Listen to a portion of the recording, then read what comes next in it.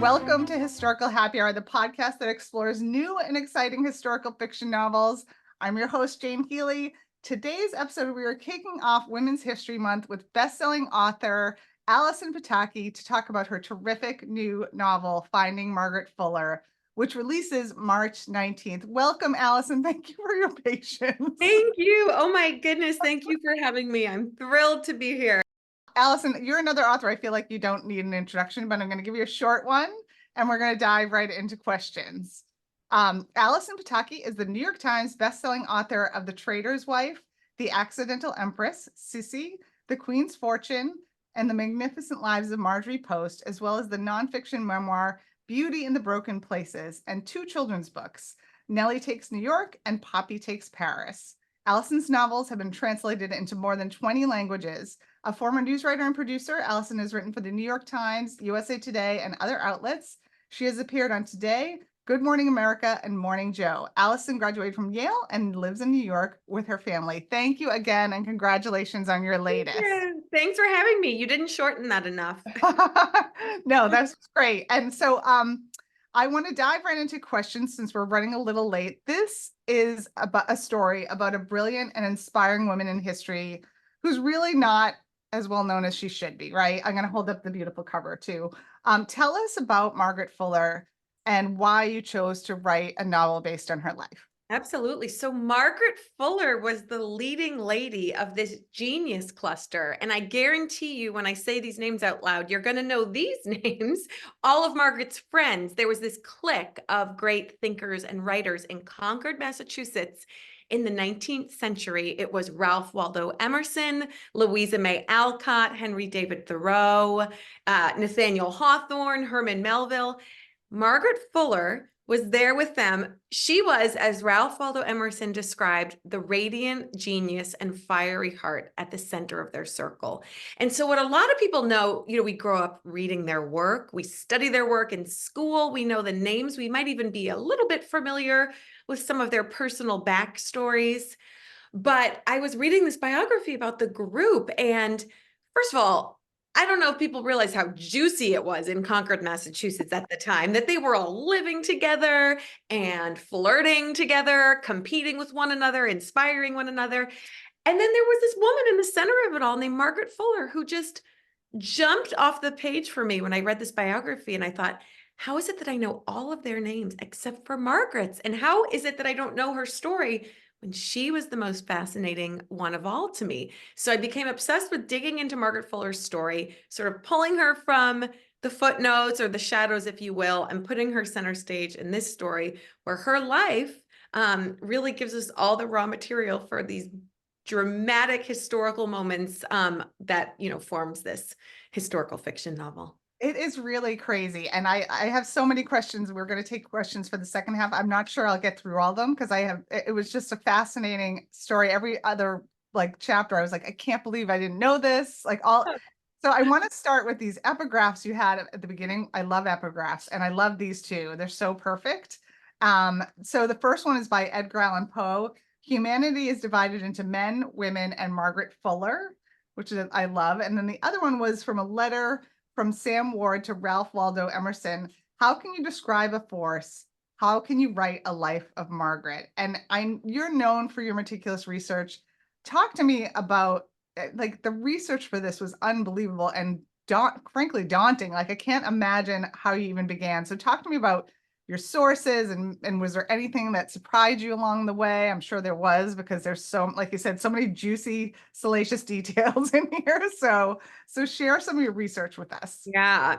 So the Poe quote I love, and if I'm going to say something that surprised me along the way, it was this frenemy relationship that Margaret and Poe had. And Poe was fresh off his success of The Raven when he was living and working side by side with Margaret Fuller. They had this weird competitive sort of rivalry. Margaret called him on his stuff. He was a really prickly character. And so I loved that quote. That was surprising to me. One of the biggest shocks for me was that she was the inspiration for Hester Prynne, that she was Nathaniel Hawthorne's model in some ways, that she was the muse to Emerson, that Emerson, to hear his friends say it, thought she was the one woman worth considering in like all of history, modern times or antiquity, that she was walking the shores of Walden Pond with Thoreau, and Thoreau was moving out to go live in the wilderness. All of these pieces of her life that made this really, really fascinating life story. But for me, where the research began was going to Concord and immersing myself into the history, the context.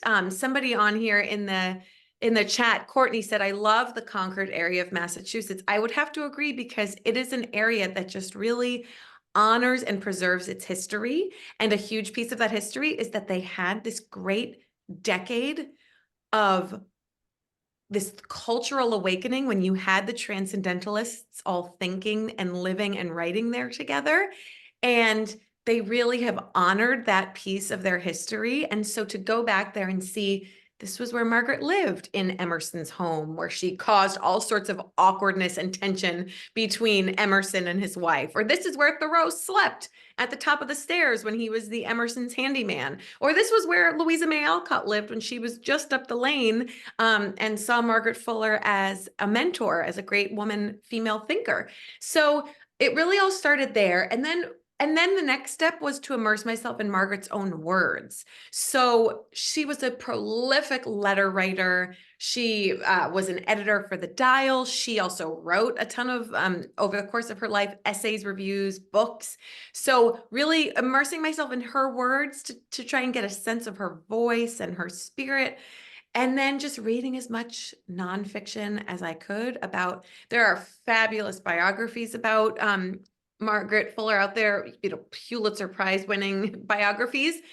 So then what I loved was that I got to tell the story as a novel, as through historical fiction, which my hope is that I can provide something that is educational, where you might learn a thing or two, but also entertaining. So where the history really can come to life and form a narrative and sort of an immersive reading experience. So at a certain point in the process of research, once I've put enough data in, and I feel like I have like the bones of the story laid out, the real historical figures, dates, locations, then what I get to do is, at a certain point, Margaret comes to life for me, and I begin to hear her voice, and she begins to sort of guide me into the storytelling process. And that's when I really go in and I begin to write, and I go and put the flesh on top of the bones of the history. Excellent. I get that. Like you kind of have this base level of knowledge about the time and place and people, and then you can kind of work from there. Totally. You're ready to start writing. Yeah, exactly. You kind of get itchy for it, I think. Yeah, yeah, exactly. Yeah. So explain a little bit about the transcendentalist movement, because that was something like I vaguely, knew about, but hadn't read about in a while. So I like brushed up, but explain to people what that was. Yeah. So in Europe, you have kind of the contemporary of, like, in Germany or England, we would know of them as the Romantics, Shelley, Keats, Wordsworth.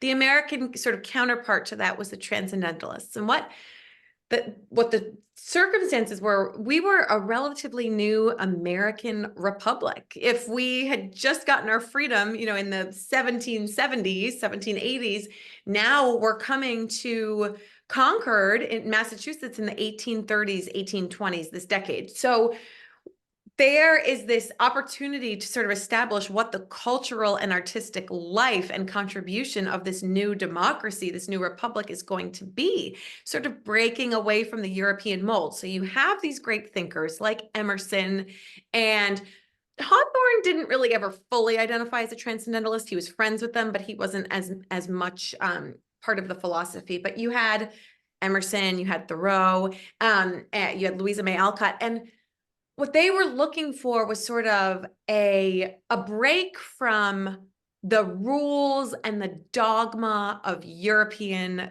scholastic study. So they were looking for transcendental experiences that spoke to the soul, in addition to the brain and the mind. So a huge place where they found these moving transcendental experiences were in nature.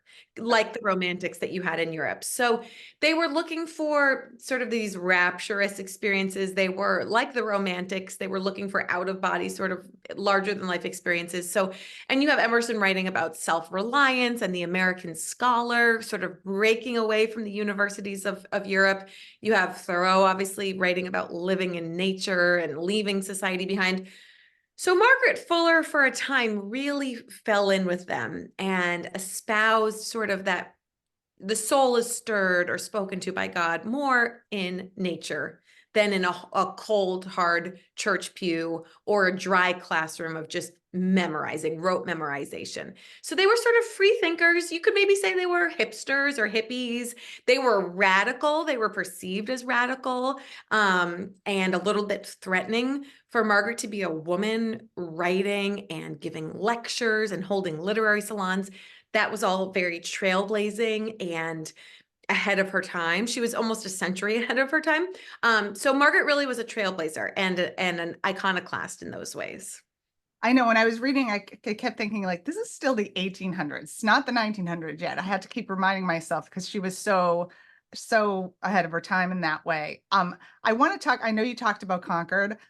You do a beautiful job with settings in this book. And I feel like Concord and Ralph Waldo Emerson's house and the Alcott's house, like they almost feel like other characters in the story. And so how much time did you spend there, and what did you do when you were there? And talk a little bit about that. I know there's your notes, your author's notes are great, as are your acknowledgments. So if people ever want to take a trip to Concord, I highly recommend it. I grew up 2 towns over, so yeah, Fair, fair. in Arlington. Oh my God, yeah. So So yeah, so yeah, it like brought me back because and I was actually I had lunch at the Concord Inn a couple weeks ago, and I'm like, oh, it's just so lovely. It's so lovely there. I tell my husband, if I was told, I don't know in what world this would happen, I'm only allowed to live in one town for the rest of my life, Yeah. I think I would make a really strong case for Concord because it's Yes. beautiful. The shot heard round the world, Minutemen National Park, the battles of Lexington and Concord. That was a term coined by Emerson, by the way, after the fact while Margaret was living there. But yeah, it's a town that really acknowledges and preserves and recognizes its history. And so for me, when I went back and I went to the Emerson home, it is as it was when the Emersons lived there, except Amazing. for Margaret's room. Margaret's room is the gift shop. The Emerson descendants do not love what happened, with Margaret Fuller when she came to town. Fair. Fair enough. You read the book, you'll see why. But because like all those awkward, tense moments at the dinner table or in Lydian's bedroom, those are all taken directly from the historical record. And so, yeah, it was almost a character. And when Margaret accepted the invitation by Emerson to go and stay with him and begin really her career as a public figure and thinker, that was a real turning point in her life. That was the first time she fell in with a group of peers who were her intellectual equals, where she met people who were sort of soulmates of hers, where she could spar with them intellectually and spiritually in a way she'd never had. And so it had to be a meaningful location, and probably how strongly I felt about it came across because that was just my reaction. But when Margaret would roll up to Concord after however long she'd been away in New York or in teaching in various boarding schools, she would say that she would enter into a paradise of thought. Her soul could expand there when she got there and sort of exhale a bit.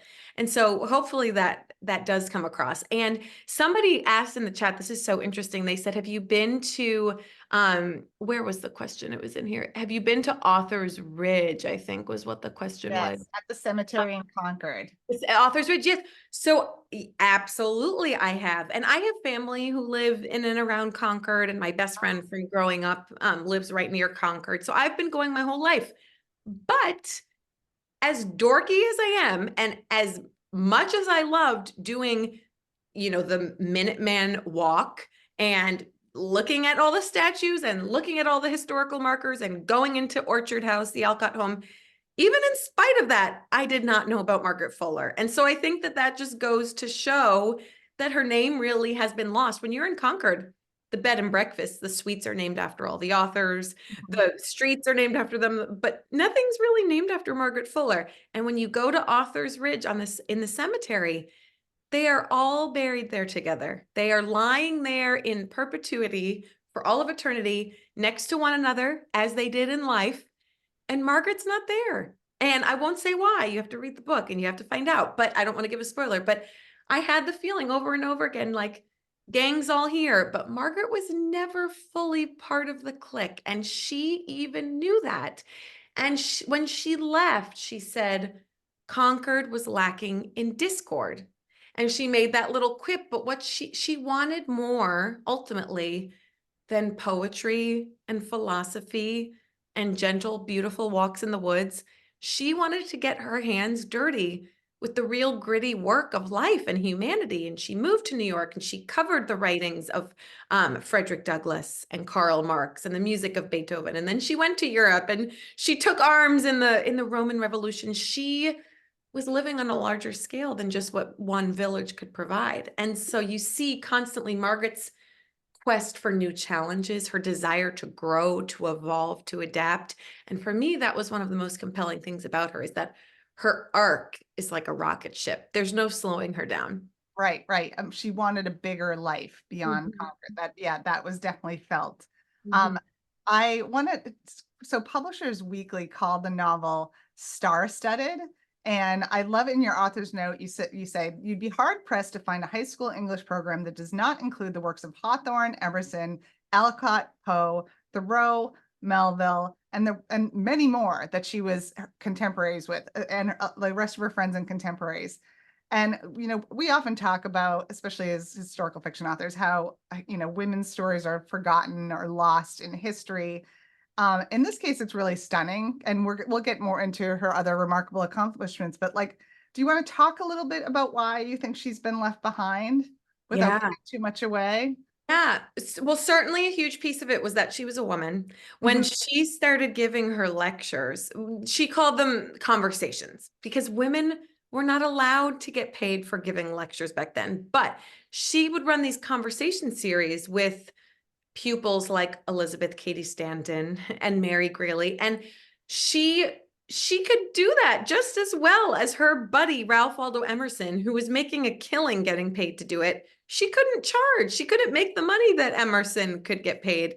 And so a huge piece of that was just the reality of the time for what a woman could do in society, even a woman as bold and brazen as Margaret was.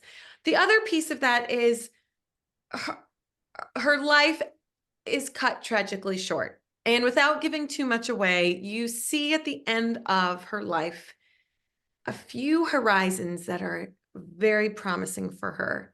She was asked to preside over the first national convention of the women's rights movement in 1850, when the women like Susan B. Anthony and Elizabeth Cady Stanton and Lucretia Mott met in Worcester for the first time. Margaret didn't make it. I won't say why, but had she lived into the 50s and this great tumultuous decade of the abolitionist movement, the furthering of the women's rights movement, we can only imagine, with a pang in our hearts, what she might have done and what her voice might have added to the debates and the conversations. But sadly, we will not know.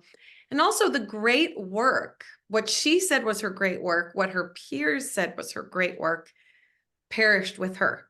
And so in terms of the written document of her legacy, losing that was another huge blow. And what she was the most known for in her life really was her newspaper writing, her articles and her reviews, but her speaking. She was considered a better debater than a writer.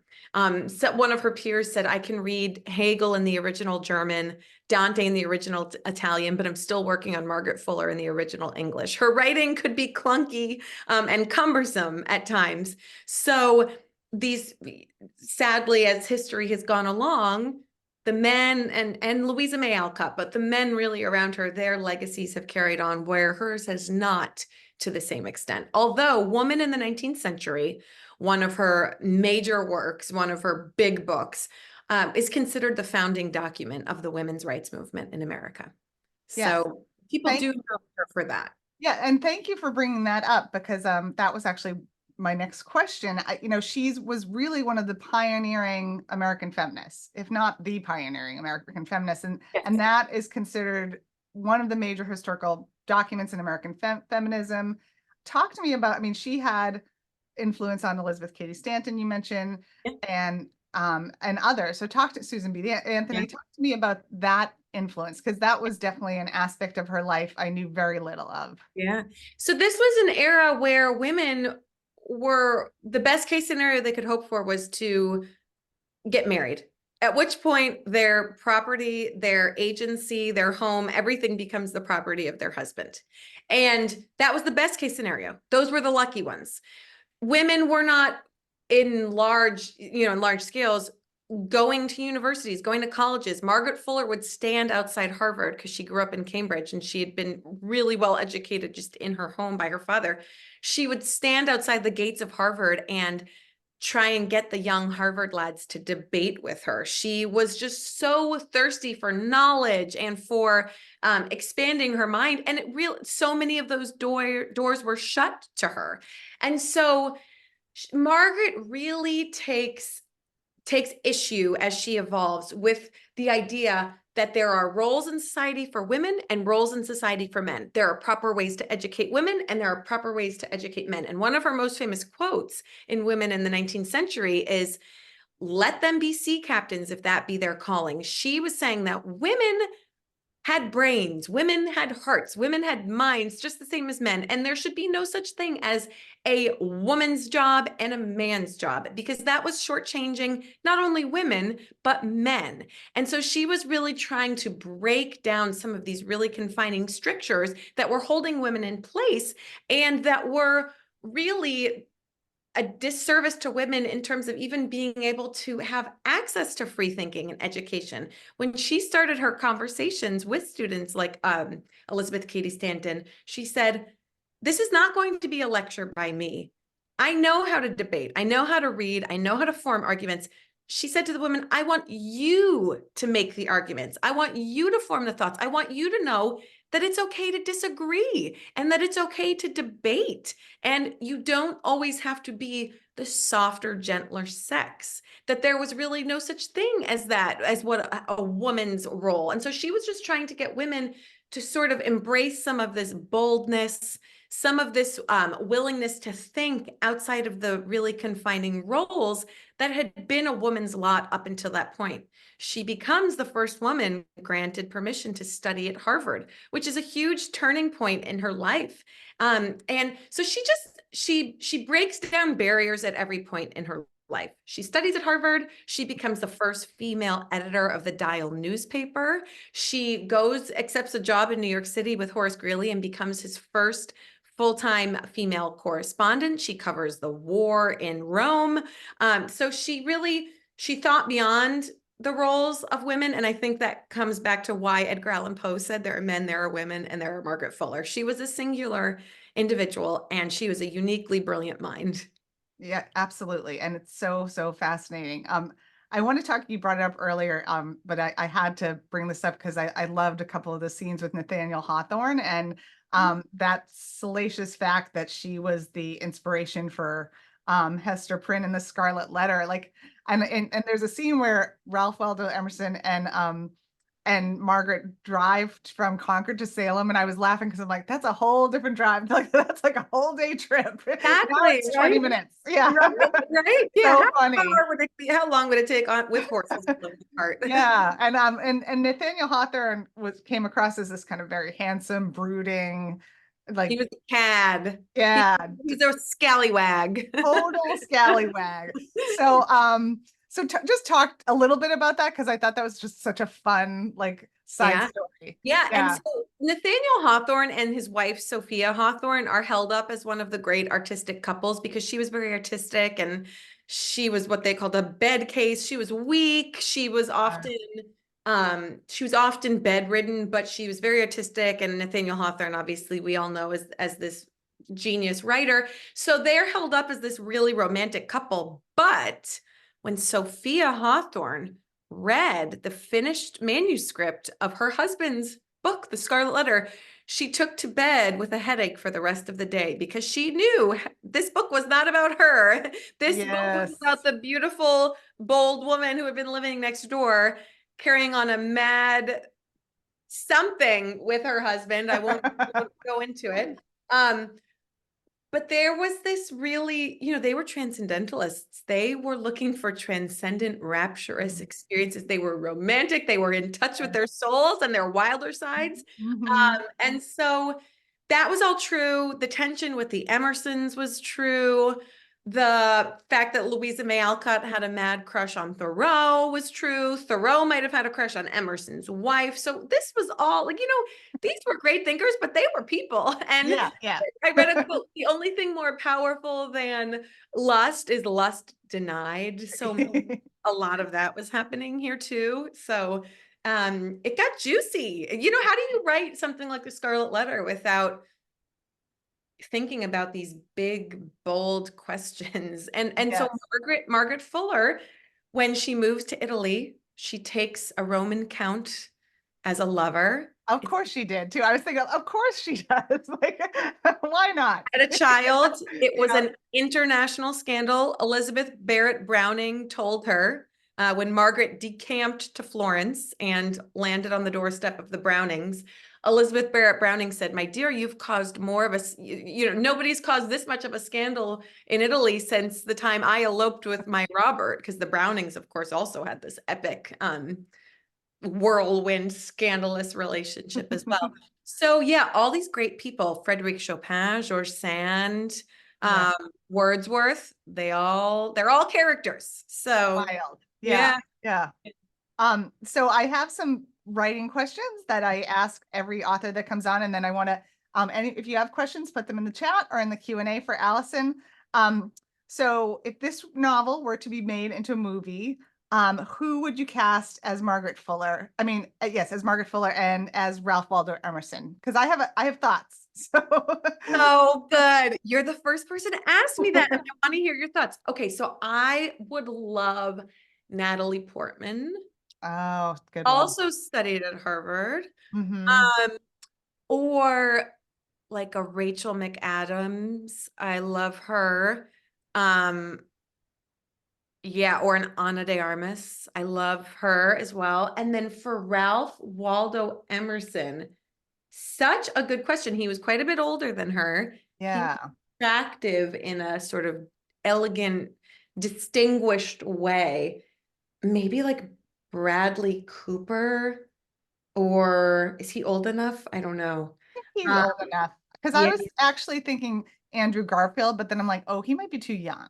Like, but he well, kind of, Andrew Garfield could be Hawthorne then. oh, that would be a good one. Yes. Oh, yeah. And for Margaret Fuller, I was thinking Emma Stone, actually. I thought, even though she was in Works. Spider-Man with Andrew Garfield already, but that's okay. You know what? If Emma Stone's comes knocking, I'll take Right, right. Yeah. her. That's good. So first writing question, how do you strike a balance between fact and fiction in your storytelling? And are there any strict rules that you adhere to? That's the dance, right? Yes. That's the negotiation every time. And so Finding Margaret Fuller is my 10th book, and I will say it's different every time, really, because the history is really different. I've heard it explained like this, and I think this is a good analogy. You think of train tracks, and one of the tracks is the just dry, straight timeline, what we know, what is documented. And then when you're writing historical fiction, you're writing parallel to that. And sometimes the history brings you really, really, really close. And sometimes you veer off and the history takes you in a surprising direction. With this one, I really stuck to the history because why wouldn't I? Yeah. It's so good. I couldn't make this stuff up if I wanted to. So then obviously when you're writing historical fiction, you have the artistic prerogative and the privilege of writing fiction that you can pull from the lore and the mythology as well. So, I know that the Emersons, when Margaret was staying with them, had this terrible dinner. It's documented where Emerson's wife asked Margaret if she would take a walk with her after the meal. And Margaret said, "I'm sorry, I can't. I already agreed to walk with Waldo, her husband." And Lydian burst into tears, leaves the table and, collapses in her bed, and it creates this incredible tension. This is just an example. This is true. So I know that happened because it's documented, it's written. What I get to do is I get to go in and create the scene and put the reader there at the table to not only know what happened, but to imagine how it felt and how it might have been to experience and inhabit these moments. So with Margaret Fuller, with Marjorie Post, I just stuck to the history. Marjorie, especially Marjorie Post, it's relatively recent history. Dina Merrill, her daughter, just passed away while I was working on the book. So it's so well documented. Where I have more room to play and plug in holes are, like, for instance, with the Queen's Fortune, Desiree Clary, Napoleon's first fiance. There were just gaping holes in the historical record in moments of her life, because it was hundreds of years ago and it was in a different continent. It was a different time. So that was where I got to fill out more. This is a pretty well documented piece. Margaret Fuller, her comings and goings, where she was living, what she was working on, who she was writing, who she was fighting with. It's all pretty well documented. So I stuck to that. The rule is that I want people who know the history to read the book and for it to pass muster for them. I want it to be credible. I don't want people to say this is like some sci-fi unicorn version of the real thing. I want it to be so that if a reader is intrigued and wants to go and Google it all, that they will see, okay, this is actually what happened. There's a quote, I'm just paraphrasing here, but the biographer will tell you what happened. The novelist or the writer of fiction will tell you how it felt. That's E.L. Doctorow. That's what I'm going. So I want what happened to still be there. I want that to be accurate. Right. What I'm doing, though, is creating hopefully the narrative and the immersive experience. Yeah. And you did an amazing job. So I know that book number 10, amazing. Proven staying power in the industry for sure. And so I know we have aspiring authors in the audience. What is some advice you can give them about writing and about publishing, which are two very different things? Yes. So for writing, I would say you have to do it. If you feel this need to create, really in any, whether that's writing, whether that's art, whether it's dancing, cooking, whatever it is, if you feel the urge to do it, then that is meaningful and that is powerful. And that means you have to do it. So find the time and write. Do it at night, do it on the weekends, do it on your vacation. But start. Do it, because a lot of people have stories and you have to tell your stories. In publishing, even in 10 years, it's changed so much. There's so much opportunity now to self-publish. Amazon's doing short stories. You can go a traditional route. You can have, the traditional agent representation to the big houses. So I went the more traditional route where I have a literary agent and I'm publishing this book with one of the big, a Random House. But so for publishing, I would say when you start writing, it's not going to be perfect the first time, second time, third time. So give yourself grace and be selective and choosy with who you let into your process. Don't share a first draft with someone when it's not ready and who's going to dash your dreams. I still remember the first piece of feedback I got on the first draft of my first book, which is horrible. It's sitting on my computer. Nothing ever happened with it. But the feedback that I got that encouraged me to keep going versus the feedback that very easily could have just quashed my dream and just served to reinforce all the imposter syndrome and the voices I was already having in my head telling me not to do it, I could have just stopped. So be choosy and selective in who you invite into the sacred process of what you are doing. Honor yourself and honor that and protect that. That's excellent advice. That's really, really good. I completely agree. So there's some really great questions coming in and I want to make sure we get them and don't keep you here for 2 hours. So what is the best way for readers to stay in touch with you? How do you like staying in touch? So the best way, my website, AllisonPataki.com, has laid updates and info on the books. And some people are asking where they can get certain books. If you go to AllisonPataki.com, but then also on there is all my social media. So really, I would say Instagram, Facebook, Allison Pataki. It's just my name, ALLISON PATAKI. You can sign up for my newsletter if you go to my website. And I'll also be sharing info about where I'll be going this spring to meet with readers. So social media is great. It's in this world. It's a great way to connect with readers. Okay, and I know this hasn't come out yet. It comes out March 19th. I want to just say it's pre-orders are huge for authors, so just keep that in mind, everyone. Yeah. Are you ready? Are you even thinking about the next project? Are you ready to talk about it or no? I am. Yeah, no, I have my next lady. I know when I find my next lady and I say to my husband, I'm like, I've been bitten. I just know. So I'm like, good. okay, I'm ready to give years of my life to this woman and then hopefully talk about this woman for the rest of my life if readers will have me. Right. So yes, I have my next woman. It's another American. It's another young woman, another scandal, you might say. I always find women where it's just not easy for them. There's that friction and there's that need for resilience and growth and adaptation. Women who are kind of pushing against something. Exciting. Mm. Can't wait to hear more. Yes, I So can't wait. questions, let me grab some of these. Sharon Person, I just looked up how many pages were in the book. It's a little over 400. Did you have to cut some things out, and what parts wouldn't fit in that you wanted to have in there, wanted to share? I always have to watch for what my editor calls the info dump. Sorry, that's just because there's so much good material and I'm such a Yes. history dork that it's all interesting to me. And so I Mhm. have to make sure that it's also interesting to the reader. My editor said, we think Margaret is taking too many walks in the woods because, and I love taking walks in the woods. So I probably loved being there for all of them, but they were debating a lot. These characters, they were fighting a lot. They were disagreeing. They were agreeing. They were pushing envelopes.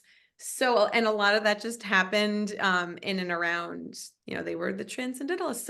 So we had to condense some walks or combine some walks and make it a little punchier. So, Got it. and then, yeah, the Italian Revolution, the Roman Revolution, man, we learn about that really quickly in school, but just, Italy was not a thing. Italy Yeah. was city-states and principalities and duchies, and it was carved up by other powers. And so for Margaret to find herself squarely in the middle of this revolution and to say, hey, we as Americans fought for our freedom. We should espouse this and champion this. And she was trying to like bang the drum for why the Roman Revolution mattered. And so that was another pivotal moment where I could have happily dwelt for longer, but I had to keep it going. Hear it back. Yep, I get that. Susan Seligman asks, Allison, what is your favorite time in history to read, research, and write about? How do you come find your protagonist for each book? Oh my Great gosh. question. Such a Yeah. good question. And I don't even know if I can answer it. So if you look at what I've written, I have probably given my agent whiplash because I'm going to start in the American Revolution. And then my publisher is like, okay, great. Find another woman in the American Revolution. And I'm like, well, now I'm going to go to Europe and the Habsburg Empire and World War I and Sisi, the Austro-Hungarian Empire. And then we're going to go to France and then we're going to go to America. And, I'm like jumping centuries, countries, continents. So as you can tell, I like a lot of different eras. Yeah. Anything in Paris, no matter what the date was, I will read it gladly. I love American history. I love the Roaring 20s and the Jazz Age, the start of the 20th century. I love World War II. I love the colonial era. I'm just a true history dork and I like it all. And I think history is the furthest thing from boring. I think it gives us all the raw material for the best stories. And oh, I love the Gilded Age. I love Downton Abbey. I love but I love shows on Alexander the Great. Right now I'm watching The New Look about French fashion, Christian Dior and Chanel after World War II. So I read about all eras and I clearly enjoy writing and researching all eras. My next book after Margaret Fuller will be coming back to the 20th century. Excellent. Yeah. Excellent. Yeah. Do you have any say, this is the last question, because people always ask, do you have any say in the design of the cover? This is a beautiful cover. So, I love this color and this cover, but the green was so perfect for them and for so Yes, many reasons. And it just looks like it could have been Margaret. It looks like she's staring off into some really tumultuous horizon. It looks windy. You know, she's always going against the wind. it's And gorgeous. she's an explorer and an That's good. adventurer seeking new horizons. So I I think this was the most seamless one. Marjorie took us forever. I love Marjorie as well. But this was like it took us many tries to land on the right cover for Marjorie. I think with Margaret Fuller, this was our first one. I think we looked at it and we were like, that's it. We just knew. Yes, my editor is wonderful and really allows me to be a part of the Okay. process. What took longer for us this time, which was more challenging, was we couldn't decide on the title. We settled on the right title. Really? We found the title. But we played with a lot of different themes and like some more abstract titles. And we didn't want it to sound too much like Magnificent Lives of Marjorie Post. So we got there, but it took some real thinking and soul searching. But I love the cover, and I'm so thankful to the amazing art team at Random House. They really nailed it. Yeah, covers are hard, and I think it's gorgeous. I love it. Really, really well done. Thank you. Um, Thank you so much for your time tonight. This was delightful. I'm sorry I was sweating at the beginning trying to Oh, get everything no, going. no. It's the blessing and the curse of technology. I get to That's right. do this with you, so I'm Yeah, this was thankful to amazing. I feel like we have a lot of mutual people we know in common, so it's so lovely to actually chat with you finally. Thank you for And having me. yeah, congratulations on all your success. You Just too. reminding everyone it's available for pre-order. Launch day is March 19th. I will have this podcast posted by March 19th, so I'll share it widely. And then just for my sign off, thanks for listening to Historical Happy Hour. On March 28th, we welcome Jo Piazza. She'll discuss the true murder mystery based on her great-great-grandmother in Sicily, and it's called the Sicilian Inheritance is her novel based on that. So be sure to register for that.